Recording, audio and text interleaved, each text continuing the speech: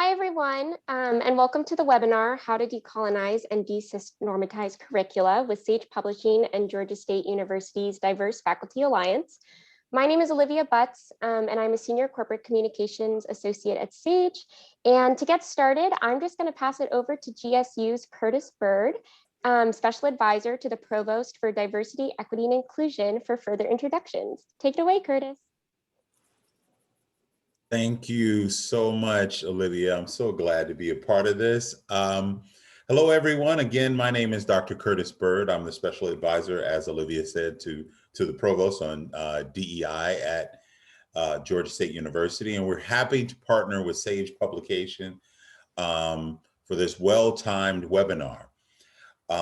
We are connected through Sage Publishing, based on my co-authored book with Dr. Rahana Mason coming out in May 2021 from Lever Press, titled Academic Pipeline Programs, Diversifying Pathways from the Bachelor's to the Professoriate.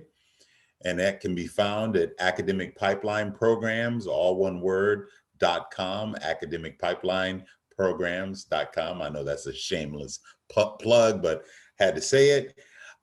As an institution, Georgia State has achieved extraordinary success in using a data-driven approach to tackle challenges for faculty and students. Further, one of the most diverse campuses in the country, we need to look at innovative means to confront these challenges for our diverse students and faculty. Within this spirit of innovation, Georgia State's Commission on the Next Generation of Faculty was tasked to identify challenges and opportunities to address faculty diversity, equity, and inclusion. Based on the Commission's report, an implementation steering committee was formed to put the Commission's transformative recommendations into action. One of these recommendations was to enhance faculty retention with faculty affinity groups.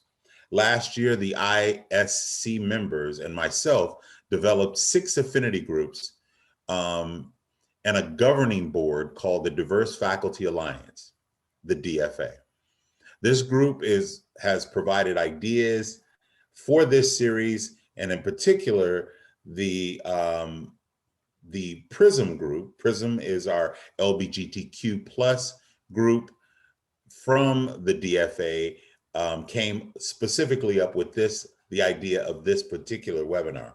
So with that being said, I would like to introduce the chair of that affinity group, Dr. David Pauly. Dr. David. Thanks, Curtis. Let me add my welcome to everyone else's.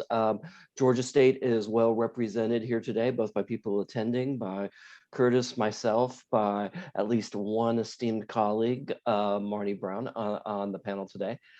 We're really excited to be hosting this. I'm an adjunct faculty professor of management in the Robinson College of Business. As Curtis said, I'm a member of GSU's Diverse Faculty Alliance, and I'm the group leader for PRISM, which is the alliance of the sexual and gender minority faculty and staff. This 1-hour webinar is going to be recorded and archived for future viewing. Sage will be sending out a link to view it to all the registrants in the coming weeks. If any of you have any problems with audio or viewing mode during the webinar, please use the Q&A box, and one of our helpful team members will get back to you as soon as possible. In particular, Olivia, who you met at the beginning, who is mastermind, voice of God, czar, and ringmaster for all of us. We also encourage you to use the Q&A box throughout the event. Before I pass over the mic to Dr. Gávi Ansara, who will be moderating today's event, I wanted to share with you a bit about GSU's Faculty Alliance groups, as Curtis referred to. So the DFA advocates for faculty, community, professional development, and various activities for underrepresented minorities and other marginalized groups on the faculty and in the staff within each respective group. Our member organizations are the faculty of the African Diaspora Association, or FADA, the Women's Identity Faculty Identity Group, LACHI, which is the faculty group for Latinx, Chicano, Caribbean, Hispanic, and Indigenous faculty. The Asian American Faculty Identity Group, also known as AFIG. PRISM, which stands for Pride, Inclusion, Respect, Support, and Movement. And GSU VETS, which is Georgia State University's Veteran Employees Team Support. If you want to learn about what we're doing and how we're doing it and how well we're doing it, I encourage you to check us out online. You can find information about all of our faculty initiatives at dei.gsu.edu. And with that plug, nowhere near as shameless as Curtis's, I'm going to pass this over to Dr. Ansara. Gávi, take it away.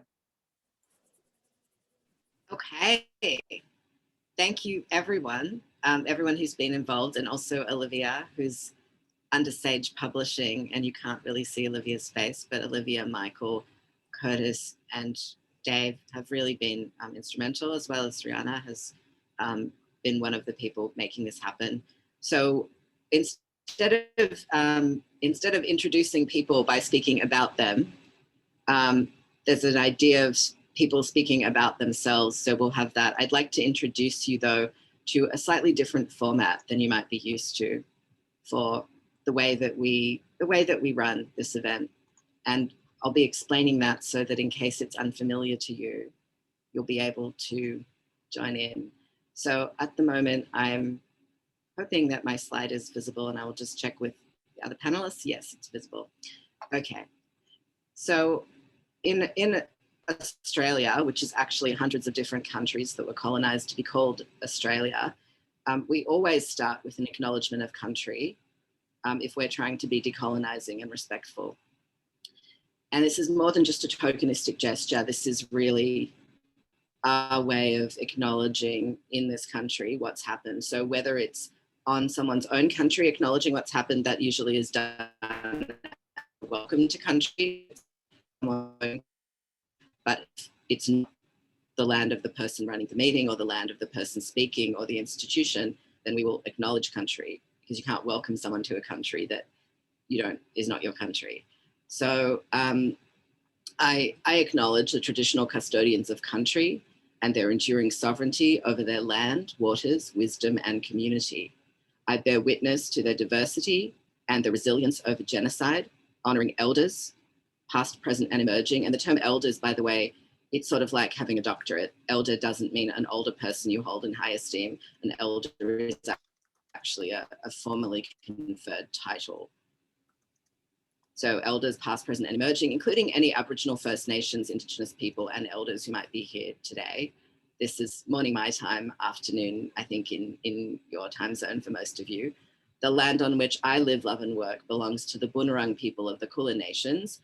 And like all of Australia, it is stolen land for which Aboriginal and Torres Strait Islander people's sovereignty was never ceded. This is, was, and always will be Aboriginal land. Hey, Gávi, just quickly, do you be able to make them full screen? We have a chat comment about not being able to see them. Yeah. How do I make this full screen? I'm just not sure. If you go into view, you should be able to press presenter mode under. Okay. Can people see it now, or do you see two different slides? Oh. Because I think what happens now is. Yeah, if you just exit out of the chat on the right from the webinar, that might help. Okay, I've exited out of the chat. Can people now see it? I'm going to stop screen share and I'm going to restart screen share. Typically what happens is that if I share the whole screen, it shows you more stuff than you need to see. Is that visible now? Okay, thank you. This is a different platform than I'm used to. So Olivia has a poll And Olivia, I wonder if you could set up the poll just to check in with people about whether or not you know the land that you're on.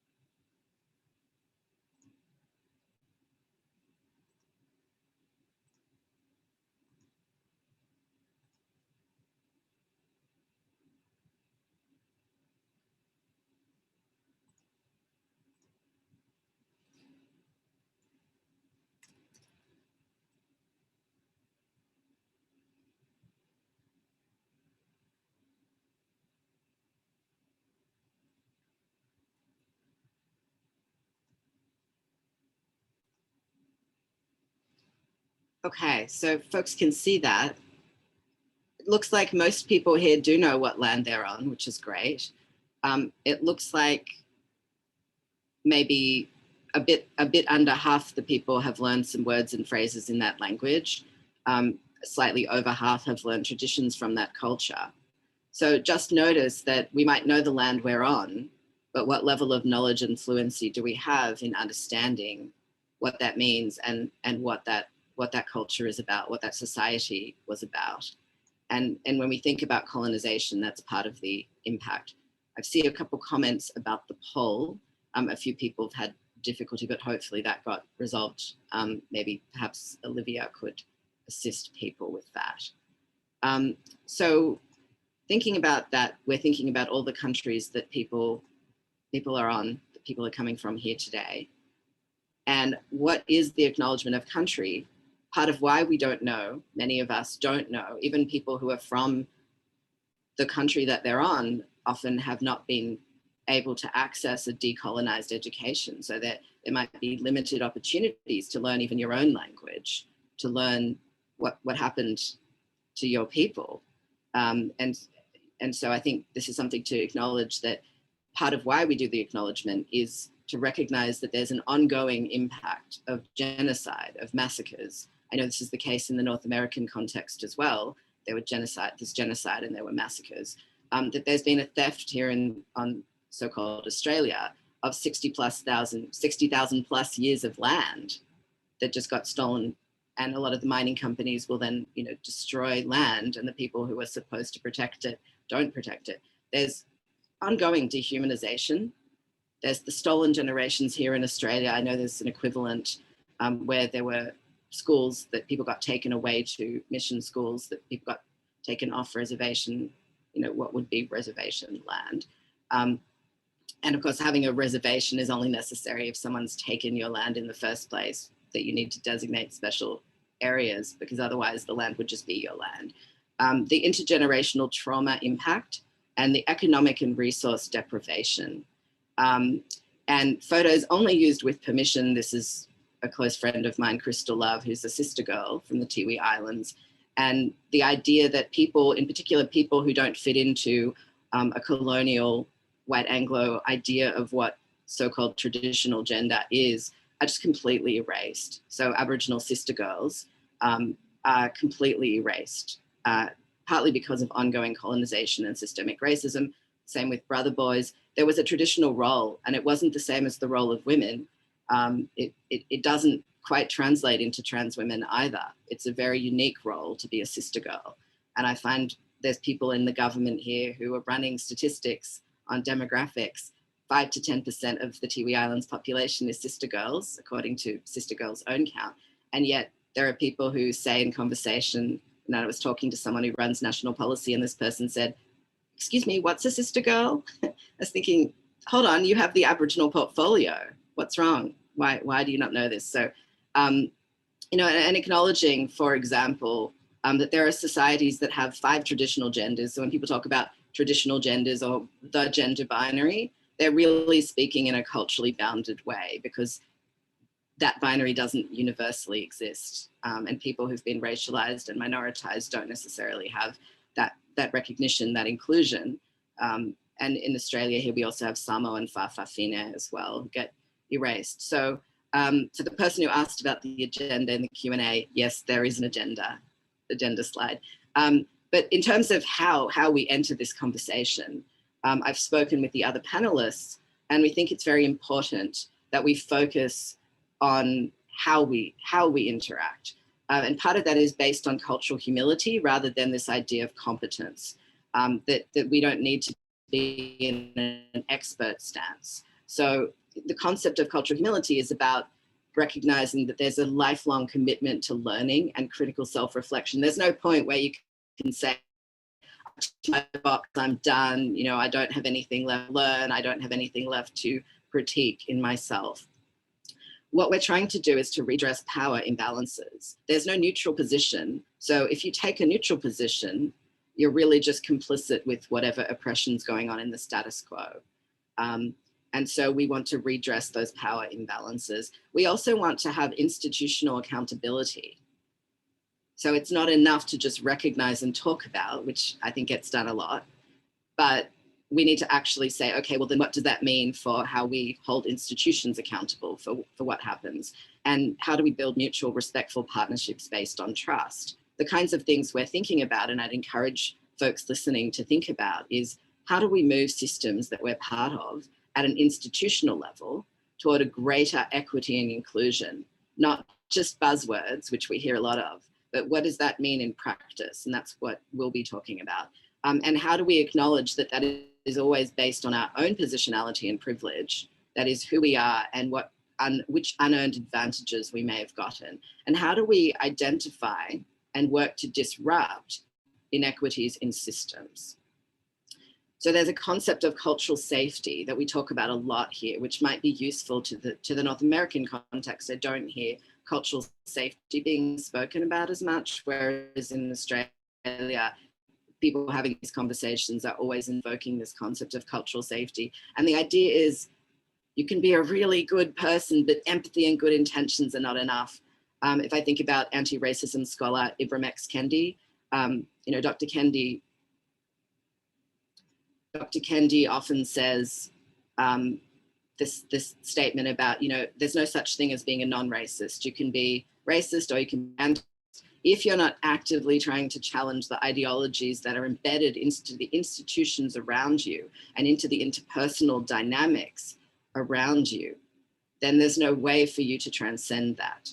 And so being colorblind actually helps to maintain implicit racism by making those things unable to be talked about. So part of cultural safety is a challenge to that. Cultural safety means knowing and respecting cultural protocols. And just the fact that some people will say, well, what is a cultural protocol? What does that even mean? Yeah, if those of us who are from cultures that have cultural protocols, we know what that means. In fact, there are cultural protocols, but the cultural protocols that most people are familiar with in a white-dominated sort of colonized space, those are going to be what some people refer to as the nice white meeting norms. These assumptions about how do you run a meeting, how do people talk, and that goes back to agenda, which is why I've shared this before I'm going over how we do the agenda. This is about personal knowledge and sharing info about yourself when it can create equity and trust. So it's about actually saying, I have a position here and I have privileges. And whoever we are, we have a position, and that might be a position of marginality, of being colonized, of being oppressed. And there will also be various kinds of privileges.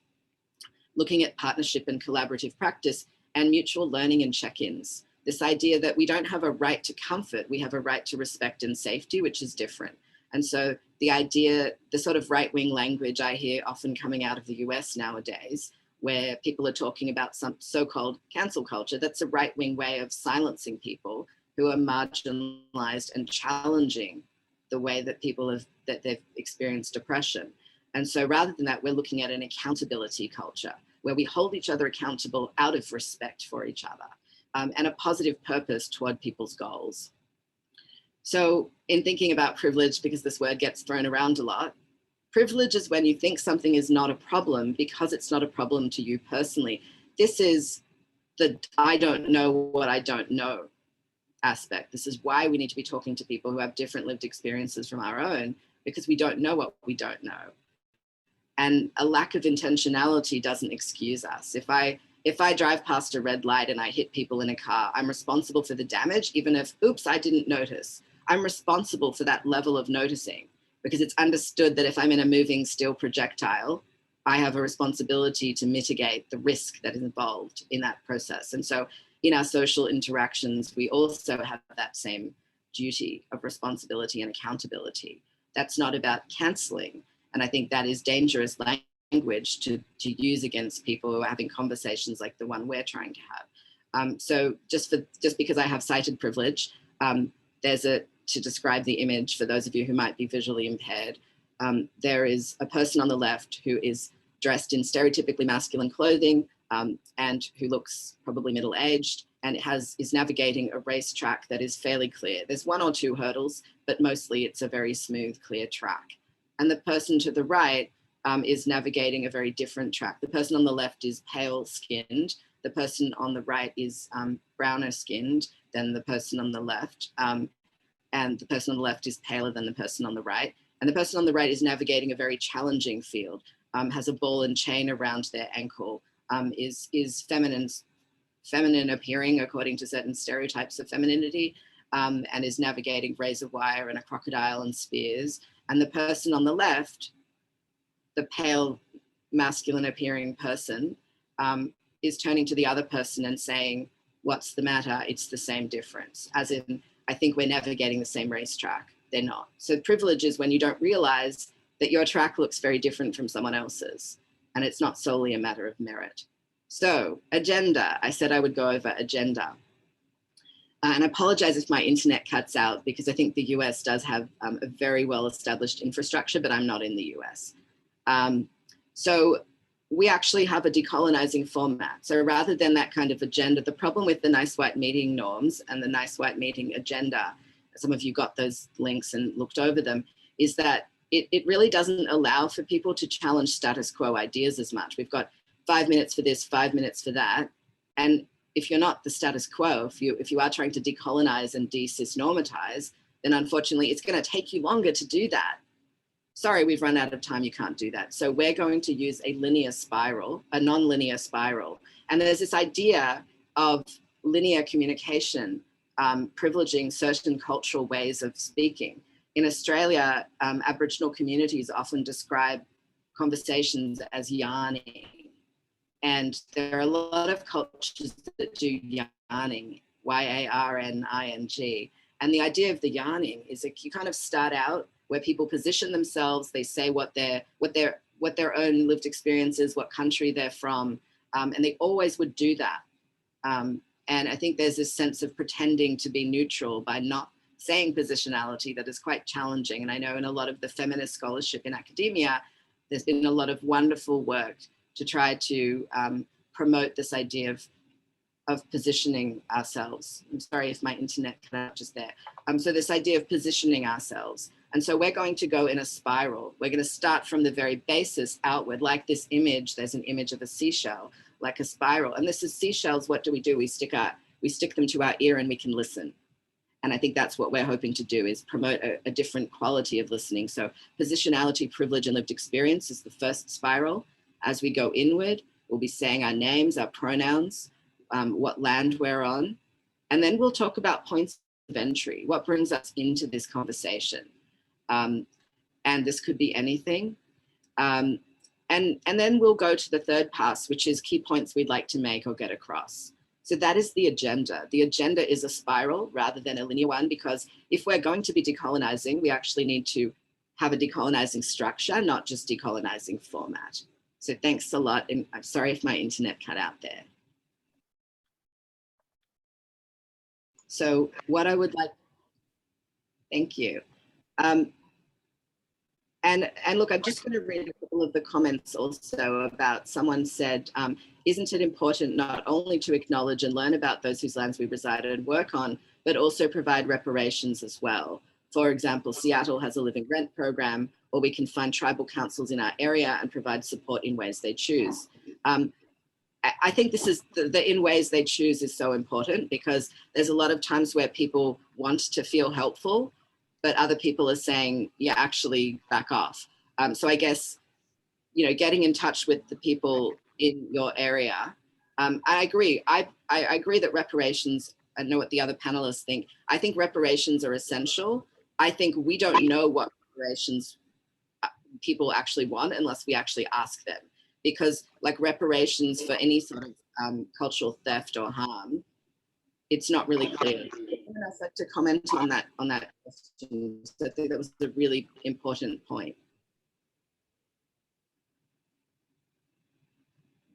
Nope, I'm seeing other panelists like with a bit of shake head. Okay, then there's another question before we do to our first spiral, which is, I am familiar with cultural safety, but I've not heard of cultural humility before. Is there a good foundational text on this concept that you would recommend? So in one of my slides, I'd cited the Tobalon and Murray Garcia paper. That's actually the pivotal text on cultural humility. There's also a video, which I will send the link to Olivia after this webinar. There's about a half-an-hour video that's on cultural humility. And it's just a good introduction. One of my students actually introduced me to the video. And the video is basically for people who might struggle to read the paper, or the paper's a bit dry. You can watch this video. It's a wonderful educational tool. And look, I've just, you know, since we had Curtis's plug for that amazing book that I'm hoping to read, I will also send a link, because I've just actually been the editor of a special issue in the Psychotherapy and Counselling Journal of Australia on anti-oppressive practice. And there's a whole, you know, a lot of people refer to cultural humility there. I talk about cultural humility in my editorial. So, so Olivia will remind me what I've said in terms of the links to make sure that I actually include them. So those are both really, really important comments. And I think reason people haven't heard of cultural humility is because there's a lot of promotion of cultural competence. It's a much simpler format. When you have cultural competence ideas, oh good, I know, I've checked my box, my diversity and inclusion and whatever buzzword box, and now I'm done. It's not about every second, every interaction, every moment. And actually I think that is what's required, that I go in with the concepts of unknowing. My context is one of unknowing, of unlearning what I thought I knew, so that I can learn how much I didn't know about someone else's lived experience, and so that I'm really able to understand how to move through that space with respect. That I have humility to say, I will never be an expert about your experience. You know, I specialized in African-centered African studies as part of my undergraduate degree, was in cross-cultural international health. And people will say, oh, so you're an expert on blah. No, I'm not an expert. I'm not from Africa. There are hundreds of countries in Africa, even just in the colonial state of Nigeria, there are 300 languages. How could I possibly be a so-called expert? So I think that's that idea. And Marni's made an important point as well. There's the importance of feeling through cultural understandings, not just an intellectual lens. So you're also unlearning the unfeeling. You're unlearning the colonizing and frankly misogynistic, sexist idea and racist idea that somehow feelings make you less authoritative, that feelings make you less authentic or less valid, and just embracing those feelings. So that's a really important point from Dr. Brown, from Marni. Okay, so I'm going to the, oh, and Curtis has also posted a link that we'll share with you later, which is a first step on reparations, because also in the US context, there's reparations for slavery, which, you know, to many of us seems like a no-brainer. Why wouldn't you do reparations for grievous harm that you've caused that continues to damage people? But it's apparently politically controversial in the US. So there's another link that Olivia's just posted about that. So all sorts of reparations for harm. There's reparations for intersex people who've been non-consensually normalized, which is still happening. Okay, so, and also this concept of redlining. So if you don't know what redlining is, important to learn about that. Redlining, sundown towns, how suburbs got created. There's a really quick, if you want to find a quick clip on YouTube, there's a clip, Adam Ruins Everything, Adam Ruins the Suburbs. It's sort of a kind of hip, quick comedy show, but it's not actually funny. He talks about how the entire reason that US suburbs were created was entirely because of racism. And so it really blows people's minds when I've shared that with people from the US context. So now I would like to shut up and I would like to hear from the other panelists. So our first spiral is going to be about what's your positionality? What are the privileges you'd like to acknowledge? And what are things you'd like to share about your lived experience? Can I start with you, Stephanie? Thank you so much. Even just being here has just been enormously uplifting. My position in privilege is, of course, as a Black lesbian, first and foremost, but also as an attorney, as a full professor, as a former prosecutor, as an Army veteran, as a Navy veteran, as a Navy officer, as a mother of children, as a woman of the world in terms of my lived experiences. And I realize, of course, that wherever the intersectionality is in my experiences depends on what day it is. And I think in how we approach the classroom is intuitive by how we self-examine, and that's how what we've discussed, this sort of self-reflection. But particularly in American institutions of higher education, there is a level of risk. So in terms of positionality, how I started as an instructor with not tenure and with what I discussed and what curricula I introduced, what readings, what language I used, shifted in terms of how far I got ahead. And a lot of how far I got ahead dealt with, and we'll share this experience hopefully, with how much of my positionality I had to either shrink, such as being a lesbian, or expand to get to where I wanted to be. You know, as you climb the ladder, if I started my career fully as I am now, out and in your face, and this is my position and take it, this is who I am, I may not have made it. So my lived experiences in positionality, and I think for most of us, are ever changing, but I definitely like it on this side. I definitely, and when you get to this side of where my position is up, and it brings more freedom, and it brings actually more authority to decolonize and decisnormalize the classroom. And so those are strategic decisions that I think one has to make in American higher ed, especially post COVID-19. So I thank you. Thank you, Stephanie. Those are really important points. I think that some of those we'll be coming back to. Genny, I now invite you for your first spiral. Sure, thank you very much, and it's wonderful to be here. My name is Genny Beemyn. I use they, them pronouns for myself.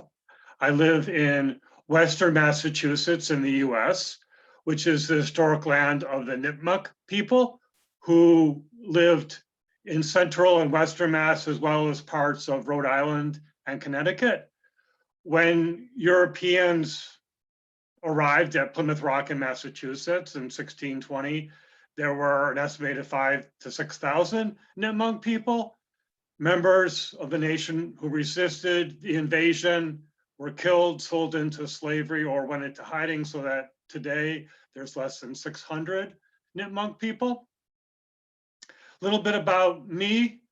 I am white, middle class, middle-aged, hearing impaired, queer, and a non-binary trans person. My initial academic training was in African American studies, because when I got to college, I was challenged on my racism and realized I needed to address that. And the more I learned, the more I realized I had a lot more to learn and to unlearn, and the more I wanted to be involved in doing anti-racist work. My second academic training was in higher education administration, and for the past 20 years have been the director of LGBTQ+ student services offices. For the past 15 years, I've been the director of the Stonewall Center at UMass Amherst. And I think I will end there for the time being. Thank you, Genny. And Genny and I go way back. I met Genny a long time ago, so I'm thankful that they have brought me in. I was this high. I was this high, but I'm still this high. Okay, and now I'd like to invite Dr. Marni Brown to speak. Good afternoon, or I guess it's good afternoon where I'm at. I am honored to be here with these wonderful human beings to talk about such an important issue that we are facing in not only higher education, but really around the country and so many of our social institutions. Like I said, I live in Atlanta. My understanding is the Cherokee and Muskogee tribes are indigenous to parts of Atlanta, Georgia, where I currently live, as well as being someone that is from the South. I'm originally from Florida and have been in Atlanta for about 20 years now. There obviously is an unbelievable injustice around racial equality embedded in every aspect of our state, to our street corners, to signage, and obviously even recently, there are some neighborhoods in this state, not until the 70s or 80s, that lifted bans on who could live in the neighborhood. So I'm very cognizant of that around me. I position myself as an intersectional queer feminist striving for anti-racist white. And I put the striving part in because I don't think becoming an anti-racist is ever done. It's a lifelong job to undo the toxicity of white supremacy. So I'm consciously aware of that striving component. I also don't identify as able-bodied. I've been chronically ill for 15 years with an autoimmune disease that has taken a lot of my mobility away. But in light of that, I am married with 2 beautiful children and 6 4-legged animals that live in the house, a real lesbian over here. And I work at a 4-year state college north of where I live in one of the most diverse counties in the state of Georgia. And one of the most wonderful things about this particular school that's really brought my positionality in some ways, not necessarily into conflict, but it's allowed me to really think about what it means to be an anti-racist, out queer intersectional feminist, is that so many of the students I serve and work with are first generation, have not been born in the United States, or their family members have not been, and they are the first in their families to attend public education or public higher education. That puts me at a minority in ways that allow me to see the privilege that has been granted to being identified as white and white-bodied. I do identify as Jewish, but that's not necessarily visible. As we know, many religious practices and organizations aren't always visible to other people's eyes. But being at that particular school has allowed me to open up my positionality and allow it to be flexible. I look forward one day to being where Stephanie is as a full professor. As an associate, I'm still mindful of some of the bureaucratic barriers that are placed around me, but that hasn't stopped me from challenging where I work and where I live to become more anti-racist and to be well positioned to accept a human being regardless of background. And thank you for letting me be here today. Thank you so much, Marni. That's very important. And I mean, I think some of the things that have already come up in this past were the idea of invisibility and the idea of changing. And I guess when I talk about my own positionality and privilege, and hopefully my internet doesn't cut out while I'm saying this, but it's very much changing. So when Stephanie said, I'm different depending on the context or depending on what the power hierarchy around me is, I feel that very strongly, because depending on where I go, whether or not I have a tan, how brown or how deathly pale I am, I'm treated differently and my position is different. So I really I think some of the labels, like a lot of people in the US use this phrase person of color, but I think I have a love-hate relationship with using that term. So I tend to say I'm a hybrid polycultural man. I am a man of faith. I have multiple names in multiple languages, and all of them are my real names. And I grew up in urban and rural China. I grew up on the stolen lands of the Eora Nation on the Australian continent, and I also spent time elsewhere. My work is very much informed by a lived experience of disability, of poverty, of homelessness, of migration, of a history of intergenerational trauma from genocide and forced displacement, being targeted for racist violence. Actually, some of that did happen in North America. And I've also been marginalized due to my gender, my body, my kinship, and my sexuality. I identify as androsexual, meaning someone who is drawn in certain ways romantically and sexually drawn toward men and masculine people, which is, by the way, just to say that people who are non-binary exist, and some of them have been my partners. I'm polyamorous, which I think is a taboo in academia, so I'm putting it out there for all of you who might. I know that there's going to be some of you, so yeah, polyamorous people on the map. Come from an intergenerational refugee background, and I strive toward ongoing cultural humility about the fact that I have literacy privilege. I didn't grow up in academia, but I can talk the talk now, and that divide Stephanie was talking about. You know, I have a freedom. I teach at the University of Warsaw in the Faculty of Psychology, but I get to write my own courses, and I can criticize the government, but they wouldn't want me to do that. But I'm aware that if I was embedded faculty full-time, depending on a salary there, I couldn't do that. If I was in a tenure track, I would have to publish stuff, but I would have to watch my P's and Q's, and I'd have to observe those nice white meeting norms, and I can't do that. That's just not natural to me. So as an independent scholar, I've found the freedom that, Stephanie, you had to work your way through the system for. And I've seen Genny work their way through the system as well. You know, they've gone through that as well. And I suspect, Marni, may be a similar story for you. In terms of, you know, having to play the academic game, whether you like it or not. So I noticed my literacy privilege, my independence from institutions privilege, my verbal privilege as a speaking person, because not everyone speaks through words. And I am allistic, I'm not autistic.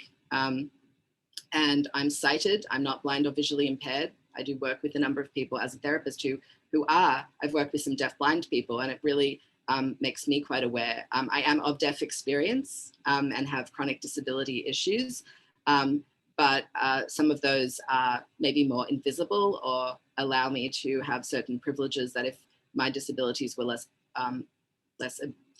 hideable, I would be marginalized more the way that a lot of other people are. I'm a non-Aboriginal person, and I live in an ableist, holistic-centric, classist, colonizing, racist society. So that's sort of my positionality, is that I don't come from a white background and I don't come from a Black background, but I had a background in African studies and got very involved in the Black Power movement. And how I got involved in that was because my life was saved when I was were targeted for racist violence. My life was saved by people, and there were spiritual allegiances formed there. So that was my intro into anti-racist work, but also because I had lived experience of my own family being targeted. Okay, so second pass.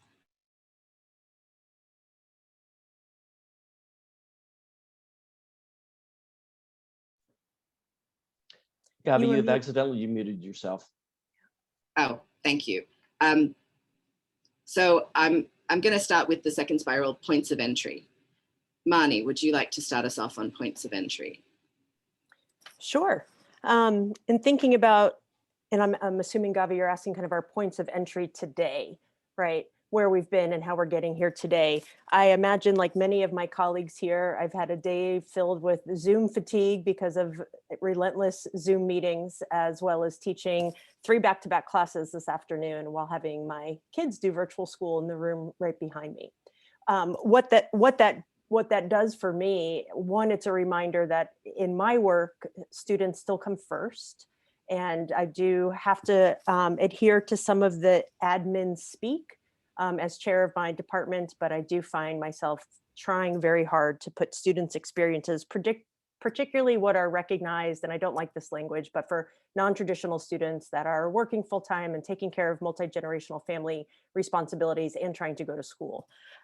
Something else that I think is important to kind of recognize in terms of what's kind of brought me here to the space today is also spending a great deal of time talking with students today about family formation. And there are so many different ways to think about the way families are formed. And of course, in light of what you shared, Gávi, we had a lot of conversations about polyamory this week, what it means when lesbians choose sperm to form families, what sort of processes are they engaging in, and then finishing off the conversations today around talking to children of gay and lesbian parents about their experiencing being raised in those homes. So that's in some ways what I'm coming into today's discussion with in my mind, and really thinking about how those conversations, those classes, those relenting Zoom faculty meetings have kind of put me in a position where I'm thinking through my feelings and trying to de-intellectualize myself so I can be as present as possible here and not put the academy first, but this idea that we're all forever learners trying to do better by the people we spend time with. Thank you. And I'm next going to go to Genny in terms of your point of entry.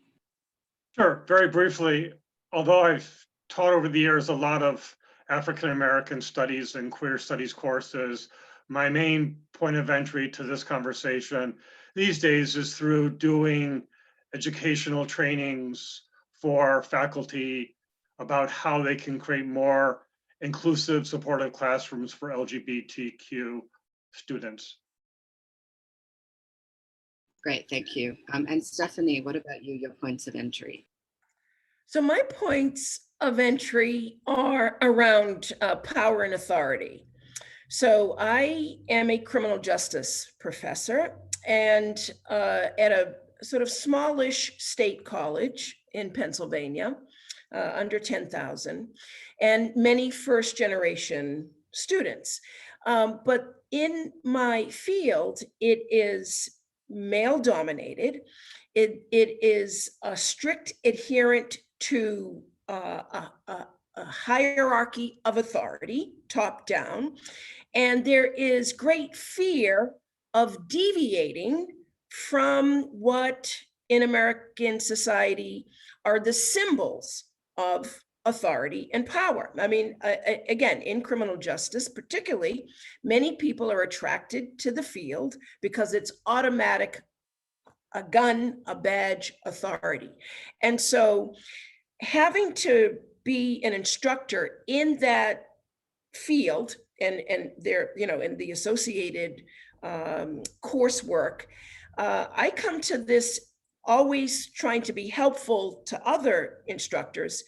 What personal work you have to do to be authentic if you're not part of the tradition, to give a hand and a lifeline to those who you know need it in your classes, again, who may be afraid to be themselves and to come out, and how to structure the curricular so that you can sort of weave your instructor magic to get people to, as you say, Gávi, see everybody as the people that we are rather than just an object to control. You know, many of my students, when I first get them, are very supportive of the death penalty. You know, that is the ultimate sanction that the government can impose on those who are perceived as less than and, you know, breaking the norms and committing, you know, the worst crime imaginable, such as murder. And it is a skill set that I try to develop and share. This is my point of entry to how do we engage the students by the way we talk and teach and what we present, where you're not alienating them, but actually planting the seeds of humanistic methods and approaches to get them to the other side. And again, I don't expect them to, when they leave me, abandon their belief that the death penalty is just, but my goal is to get them to see people as people. Because again, in my field, the way that you can actually, the only way you can impose the death penalty, in all honesty, is to dehumanize the defendant, is to dehumanize people, to categorize them as other. So this, this decolonization of our minds, I think is one of the most important challenges that we can do as an instructor, spending the time alone. How do I talk? What do I do? What is every lecture that I deliver? How do I get everybody engaged? So even if, again, they're not changing who they are or their beliefs, they at least see things differently with an open mind. And so that's my point of entry here, is to talk about the struggle, for who we are to get, as Marni says, to the people we serve, our students, to help them, be better. And Stephanie, I think sometimes what gets in the way of that are our own faculty and staff. And I'm thinking a little bit about some of the questions that have come in. I mean, many of us work in higher ed institutions that are, struck with a tremendous amount of bureaucracy and policy that is not only is it not anti-racist, but it also is problematic for the way that we want to serve our students. But with that, we have to get other faculty and staff that are either not trained in these areas or willing to explore it for themselves, to realize that so many of the processes we engage in reproduce the same problems that the institution initially had, right? Like whether it's from curricula decisions or hiring or getting folks at our institutions to believe in the importance of equitable, inclusive, and anti-racist work. So I really appreciate what you said, and I think it's for me, even beyond our students, it's at every level of the institution. And going back to that idea of the every level, I just want people to personally reflect on the fact that often we could have done this as, we're just going to give brief professional bios, and now we're going to tell you about a topic, and then we answer questions. And that is the colonizing format. So for those of you who are finding this unfamiliar and uncomfortable, I want you to notice the fact that for those of us who don't come from a white Anglo background, that structure that is the typical meeting, that what gets called in the literature the nice white meeting norms, that is as uncomfortable and as people unable to engage, because positionality and privilege are really important to this conversation. So, and another thing to talk about is time, norms about time. That's the unstated, elephant in the room. Had we decided how much time a conversation like this takes, is frankly, it's not just one conversation, but you can't do that in an hour. So we're sort of attempting to do this. And some of the stuff that people have asked about is to do with, okay, how do I navigate? And I think people have spoken to that already in the second pass, is how do I navigate dealing with people who are entrenched in their privilege, who want to fight for it, who are even legislatively trying to prohibit kinds of conversation they're trying to have? How do we decolonize? How do we decisnormatize? And I think one of the key issues for me is, I don't think people, sorry, I think my internet cut out again. I don't think people even realize how embedded colonizing and cisnormatizing practices we engage in, that even when you slightly change the structure of how a meeting is run, in yarning cultures, a lot of Aboriginal people often complain about the way that white Anglo meetings are run in Australia, because they're like, you know what, it didn't give them a chance to really get to the issues. And people are right that there's a longer conversation. There's a few people talking about how do you persevere when you're in a marginal place? Someone saying, I'm an Egyptian atheist, nonconformist single mother in the UK. And somebody else was talking about Hindu students finding that teachers don't respond, or this person didn't use this word, but I'm going to go ahead and say gaslighting students, talking about an anti-Hindu textbook. We've got someone again talking about that legislation. Somebody else was talking about having been, we actually do have someone who's coming to us from I think relatively far away. So not just me, there's people in other time zones. So I can't assume that there's not that. And so I think what assumptions do we make, even when we talk about time? What time is it? Who's in what time? That I think, how long does it take to have a conversation like this? I think it takes a lot longer than we usually provide. There's someone from Lukasa, Zambia who's here. there's people who have backgrounds in a lot of other places. What does it mean to decolonize? I think how do we acknowledge positionality and privilege and assumptions about time?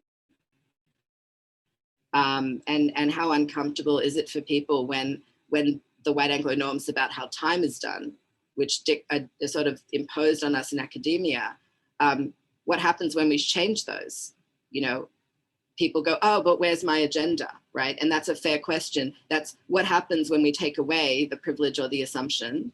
What happens when we don't go to the nice white meeting norms? I think it makes people very uncomfortable. And one of the challenges we face in decolonizing is how do we become aware of practices that we don't even know are colonizing? Because even those of us who aren't from those, you know, from the background of the dominant group, we absorb those or we have to buy into them. By the time you get to the point where, let's say, Stephanie is, you're so embedded in that system that although you can challenge all these structural things, there's certain ones of it that you've had to buy into just to function in that system, right? So before we had talked about you have to publish, you know that publish or perish thing. What do you have to publish? Where do you have to publish? High impact journals, that sort of thing. So, and we've decided that we're actually going to stay around for another 15 minutes so that we can continue to have this conversation because it's important. But notice what happens when we make the slightest change to that colonizing meeting structure. It's a different conversation we've been having. And by the way, it's a kinder, more respectful conversation because it becomes less about fighting against each other's opinions and more about seeing each other as people. That point Stephanie was talking about humanizing people. It's part of decolonizing is about not being the faceless other. It's about becoming the person with a specific lived experience and history who makes sense, who has narratives, who has stories. And that is what you get from a yarning conversation, a spiral conversation that you will not get from a linear nice white meeting conversation where all of the terms are already dictated. It's the difference between coming out versus inviting in. If I come out to you about a fact, you will fit that fact into your pre-existing model of the world and nothing changes. You have the same model of the world, you just fit me into it. And that's why diversity isn't on its own enough to make changes in these areas. Whereas if someone provides their context, the way that Genny and Stephanie and Marni have today, you've provided the context. Now we've humanized ourselves and we've now created a shared basis, a narrative basis for connection. And that is one of the ways that we effectively decolonize, because part of the colonizing system is a capitalist system that views people as commodities. And so you are just on your products. You know, how many degrees do you have? How many papers have you published? How many books have you written? Rather than who you are as a being and how you approach your topic. So I'd like to give other people a chance, other people on the panel, an opportunity to talk about, okay, how do we, on a structural level as well as a content level, how do we, at the 4 levels of oppression, you know, the ideological, the institutional, the interpersonal, and the internal, how do we decolonize? How do we decolonize and how do we cisnormatize? Well, my approach was to write my own textbook. And again, this is why we're here, right? Where I think we're all connected to SAGE in some way. But what I found, again, in my field is who was writing the textbook, you know, sort of like to the victor goes the spoils. So when we talk about curricula issues, I think there's a ton of resources on the internet that one can find that can be very helpful, especially if you're in a situation like I am, which is a conservative sort of rural area. And again, I know we're not all in higher ed, but where diverse, someone like me doesn't necessarily come along every day. Again, you have to be strategic. I think if there's any piece of advice, yes, the fight that we engage in is every day, ourselves and with our colleagues, and Marni's right, and our administrators, that fight is every day.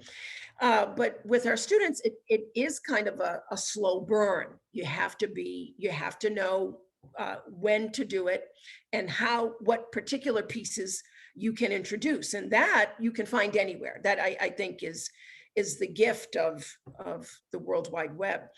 What's important though, since we are struggling, no matter who you are, if you're here, you want to know more, and you're joining us in the fight and the struggle, you have to take care of yourself. So, again, you have to know, can you go pedal to the metal all the time? You'll get chewed up. And so you can't do that. So curricular wise, you can find the resources and then spend the time how to introduce them. Personal wise, you're going to need allies.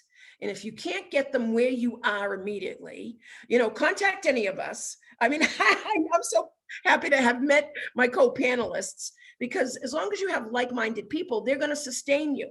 They're going to, put water in the well for you. You cannot do it all yourself. And if you try and be that voice, you're going to be an easier target to shut down. And you're not gonna survive and thrive.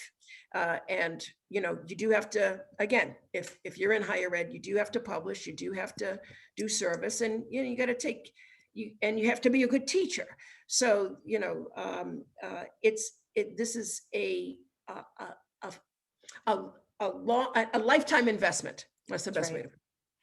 And Stephanie, I think kind of going along with that, something that else is really important is wherever it is you work or whatever your academic alliances might be, find a way to do coalition building. And I know sometimes people get a little nervous about coalition building, especially if you work in the United States and states with unions or non-unions. That's a whole nother discussion for another day. But finding who works in the system and who works outside of the system that you yourself can work with. So if you're trying to create, an anti-racist curriculum, or trying to work with your larger school's curriculum committee on having an anti-racist lens on curriculum that's proposed, you need someone that's in that field, right? In that kind of curricular work that knows how to play the system, as well as somebody who's not and can bring in some of this kind of anti-racist decolonizing literature to not only get it approved, but get it in the hands of other faculty. So you are not the only one in your classes saying what needs to be said. You need colleagues to be supportive of that. And I think making sure that you've got folks, not just in your discipline, but in an interdiscipline level, where you're working together. If the goal is to have students graduate with an anti-racist lens, well, what needs to happen in the curricula throughout their time at your institution? And at what entry points, using kind of what Gávi was talking about, do we need to check whether assess or evaluate is something you want to do, but kind of make sure that they're moving along the journey towards anti-racism. So by the time they're close to graduating, they understand the importance of talking about anti-racism on the job market, right? And then we're having our students use what we're teaching them, move into other places. But I think about the institution I work at, we need people in administration, we need people on committees, we need staff, we need mentors. Everybody has to be on this path, even though we come in at different journeys, with a willingness to work together and form a coalition that at the end of the day is creating a student population that is anti-racist and decolonizing and passing that message on to future generations. And I'd be happy to talk about some of that as well. I'll jump in here if I could. I love what Stephanie said about writing the book. For similar reasons, I edited the encyclopedia.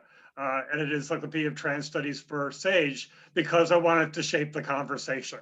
I wanted to make sure that what students are going to be reading, high school, college students, that's who reads encyclopedias typically, they're going to be reading something that was going to be intersectional, that dealt with race just as much as it did gender identity, that was going to include non-binary people, because so often the conversation on trans is just about binary trans people. And for a similar reason, I do a lot of editing and peer review, because it's a way I can insert myself into the conversation by doing peer review of academic journal articles. I can shape the conversation because I get to have a say in what gets published and how it gets published. So I can have an impact there, because I don't want to do all the gazillion studies, but I could have an impact by seeing how other people conduct their studies and calling them when they're doing studies that are horribly uninclusive. you know, it's like, there's no reason we need to be having studies published today that are a whole bunch of white people. And then they say in limitations, oh, we had almost all white people. Someone else should do a study that includes BIPOC people. No, you should have effing done a study that included BIPOC people. We're not going to publish this because there's no reason you didn't do this better. So that's where I try to assert myself.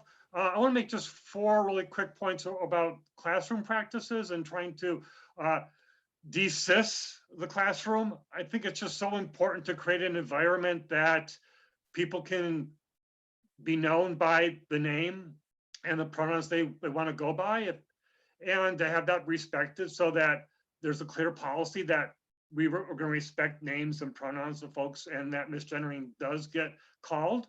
Also, avoiding a gender binary in class readings and class examples.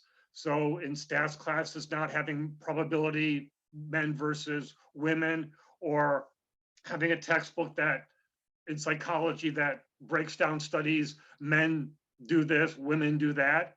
And if you're forced to use a textbook like that, point it out, you know, name it, and have readings that address trans people and what their experiences are like. Because I think so often we only relegate trans people to sort of like one day or 1 week. It's sort of what I call the academic version of the Trans Day of Remembrance. You know, we do trans once a year, or now with the Trans Day of Visibility, which is today, we do it twice a year. And that's obviously not enough. We need to be doing trans throughout the curriculum in humanities, social science courses, and need to also not require trans people to have to speak for trans people. You need to educate yourself about the experience of trans people and be able to include that and make sure it's a fully inclusive curriculum, not just token trans inclusion, which I so often see. I think that's a really good point. What Jen? Yeah, go ahead, Stephanie. No, I was just going to say I want Jenny to be my new friend. I want to that energy and power. I think one of I think one of the challenges too is when I find trans issues being talked about or trans people's existence being acknowledged in academia, it's usually, like Jenny was saying, it's a siloed conversation, right? It's, oh, we're talking about this group of people, but now let's go talk about the regular topics. And in the regular topics, it's like you don't exist. You're just totally erased. And classroom practices that kind of highlight this, when I'm talking about a topic, I'll usually just throw in a mention of, you know, people of trans experience, you know, women and men of trans experience. I'll talk about non-binary people. I'll talk about gender diversity across cultural spectra. And what's interesting is that most of the academic mentions of the existence of trans people, non-binary people, it's always a very white Anglo lens too. So there's no, you know, I can remember so many times hearing lecturers or reading academic assigned papers where they describe things as, well, there's the 2 traditional genders, but now we have such and such. And it's like, but whose we? You know, whose societies are being excluded? And I think that's a key issue to think about is what are decolonizing practices? Someone had mentioned curriculum. One of the things I do in my curricula is I always include assignments that are not only peer-reviewed papers, but I include brief video clips and brief writings by people with lived experience, as well as the intersection between people who are scholars who also have lived experience, people who have a kind of, and I always ask people to doing a science paper, like someone was saying, you know, you have to actually acknowledge the positionality of the authors. If they haven't told you their positionality, what are they assuming? What kind of privileges do the authors assume? When they say we, who is this we? I can remember a class that I took where there was an attempt at a welcome to students, and it wasn't a welcome to countries, a welcome to students. And in this, the lecturer was talking about clinical leadership. And the lecturer said in this video, this 5-minute video that made me withdraw from an entire program I was planning to do, 5 minutes I was out because this person said, well, we in Australia have a high life expectancy. We in Australia, and And I raised this issue and said, actually, Aboriginal people don't have a high life expectancy. When you said we, that was including only some people in Australia. And could you make a correction to this video? And I was told, no, it's not a problem. They've already covered Aboriginal people in their last unit. And I thought, I'm out. This is colonizing. So sometimes you can play the game. Sometimes you can challenge the cisnormatizing, and you can challenge cisgenderist practices. You can challenge colonizing, and sometimes you can't. And in that moment, it took me 5 minutes to figure out that there was no way for me to challenge that. Whereas in other cases, like my teaching in Poland, Poland has a very conservative environment right now. I mean, there's actual stickers being promoted that say LGBT free zone. And so what I do with students is I constantly talk about those issues and concerns, because I know that it's the faculty based in Poland don't have the same privilege I do of being free to, because I'm teaching by distance now. I'm not physically there. So I can criticize the government. I can say things I need to say. Whereas if I was based there, embedded in the institution, I couldn't say that. So part of it is, if you're embedded in the institution, like Stephanie said, there's a wonderful book by Dr. Lindo Bacon called Radical Belonging. And this book really talks about this issue of how much we need belonging and connectedness, and that we need to find our people, because you need that mirror held up. So and people have said, you know, why haven't we made this a conversation open with everyone and showing everyone's video? That's the challenge of a large format. So by choosing to include more people, like 200 and something people, what we've done is we've actually made it difficult to have that be more collaborative. So even that choice structurally is one that we acknowledge there were pros and cons to. More people able to attend, but fewer people able to interact. And even just the chat, for those of you who don't see it because you're not panelists, just to let the attendees know, there are dozens of things. Like, I couldn't even respond to all of them. We've been reading them periodically, but there's so many of them. When you have 200 people and you've got 40 different open questions and you've got a initially 1 hour format, it really does limit our ability. And that's what I've tried to highlight today, is it's not just the content. It's not just your curricular content. It's what type of power dynamic do you set up with students? How culturally safe is your classroom? What type of format do you structure your class in? And who does that privilege and who does that challenge? And just really thinking about that, what we've tried to do is model the types of conversations that are different from colonizing conversations, from cisnormalizing conversations, but at the same time, we can't do that all in an hour. So looking at structurally, what are the limitations and how do we offset that? I think that's what we've tried to do. But as some of the comments reflect, there's no way to do that because this structure itself would need to be broadened. And I think that is a key message that I've heard embedded in what other people have said, although not necessarily as explicitly as I've just said it. Time itself is a cultural norm. The way we approach time and structure and managing meetings. And if you're not looking at that stuff, like how does stuff, work in the classroom? People who are autistic are not often wanting to respond live in the moment, but rather would like to prepare. So some classes will prepare transcripts of the entire thing in advance. For other people like me, we would have trouble giving you that transcript. So how do we bridge those divides? How do we act like engineers who come up with, who are given 10 sets of specs that all contrast with each other? And how do we make sure that those competing specs are not just whose specs do we privilege, but a question of how. How do we include all these specs and design a building? Because that's what engineers do all the time. They have competing stakeholders and demands and they do it. We need to think like engineers as well. I'm gonna let other people speak because I know we're at time.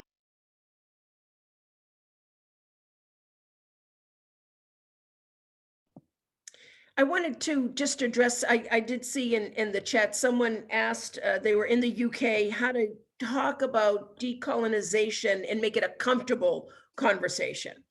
And these conversations rarely are comfortable, but you can establish a structure, much like Gávi is saying in terms of engineering, where one suggestion is to have somebody, when you're having a conversation about anything, and this is just to prep before you get to a difficult topic such as colonization, is you take an object, and if you're in a group and you're all talking about an issue, you hand an object, you pass it around like musical chairs, and whoever has the object then has to give the contrarian point of view, has to play, for lack of a better word, the devil's advocate, no matter who it is. And it can't always be the same person.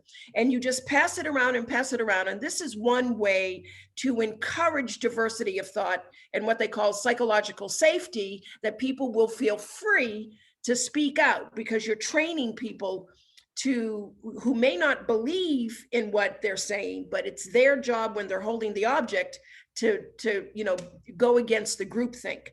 So the conversations might not be comfortable, but if you practice this before you get to those difficult conversations, you might have more meaningful conversations where people won't be afraid to speak.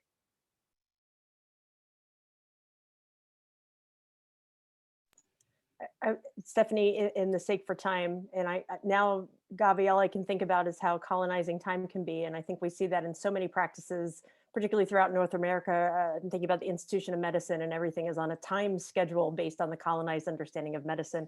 Women's birth is a great example, but I know this is not the time to get into that.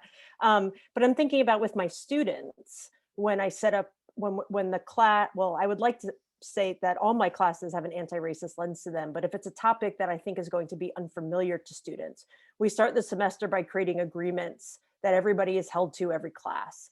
We sign them, we discuss them, we spend 2 weeks debating them. What is going to make this class psychologically safety for these topics that we're going to discuss?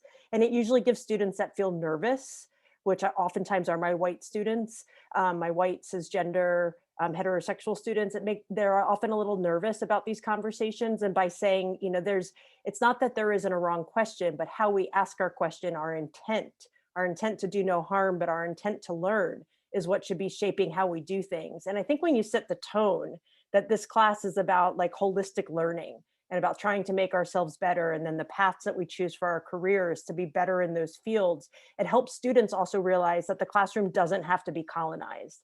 It can be a shared space where you, the prof, and the students are working together to learn something. But I think a lot of us in academia have been feared to do that because of the power structures and the hierarchy at play. I find students respond very well to that if they're a part of the process versus it being handed to them and saying, let's create together what we want this class to be. And when we create these agreements or these arrangements and we hold ourselves to them throughout the semester.